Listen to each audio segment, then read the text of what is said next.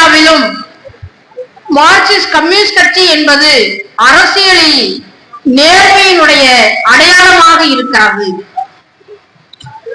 ஏதோ ஒரு கட்சி அமைப்பு தேர்தல் ஆணையத்தின் மூலமாக கடந்த காலத்தில் தேர்தலுக்கு பெற்ற அந்த நன்கொடையை இன்று வரை அவதூறாக தொடர்ந்து பரப்பிக் கொண்டிருக்கக்கூடிய அரசியல் கட்சிகளாக சில கட்சிகள் இருந்து கொண்டிருக்கின்றன. சமூக வலைத்தளங்களிலும் தொலைக்காட்சிகளிலும் இன்னும் சில விவாதங்களிலே கூட நீங்கள் வாங்கிய அந்த 10 கோடி என்ன என்ன என்று கேட்டுக்கொண்டே இருக்கிறார்கள். மார்க்சிய கம்யூனிஸ்ட் கட்சி தெளிவாக சொல்லி இருக்கிறோம், அது தேர்தல் ஆணையத்திடம் மார்க்சிஸ்ட் கம்யூனிஸ்ட் கட்சி பெற்ற அந்த நிதியினுடைய வரவு செலவுகள் ஒப்படைக்கப்பட்டு விட்டது. அதுவும் மறைமுகமாக அல்ல, அதிகாரப்பூர்வமாக.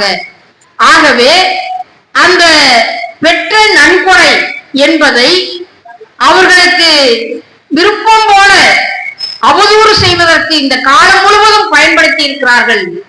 அவர்களுக்கெல்லாம் ஒரு மிகப்பெரிய பலத்த அடியை கொடுக்கக்கூடிய வகையிலேதான் விருதுநகர் மாவட்டம் உள்ளிட்டு மார்க்சிஸ்ட் கம்யூனிஸ்ட் கட்சி தமிழ்நாடு முழுவதும் இந்த ஜனவரி மாதத்தை உண்டியல் மாதமாக மாற்றியிருக்கிறார்கள் என்பதை நாம் பெருமையோடு சொல்லிக்கொள்ள கடமைப்பட்டிருக்கின்றோம்.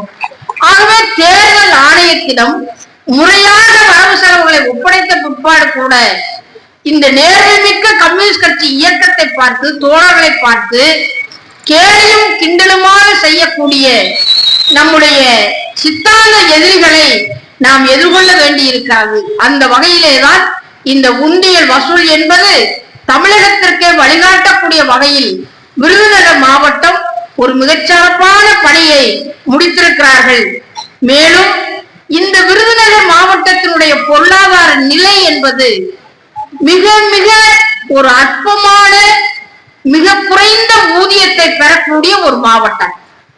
அநேகமாக தமிழ்நாட்டில் ஆய்வு செய்தால் ஒரு மிக மோசமான உழைப்பு சுரண்டல் எங்கே நடக்கிறது என்று சொன்னால் அது விருதுநகர் மாவட்டத்திலே தான்.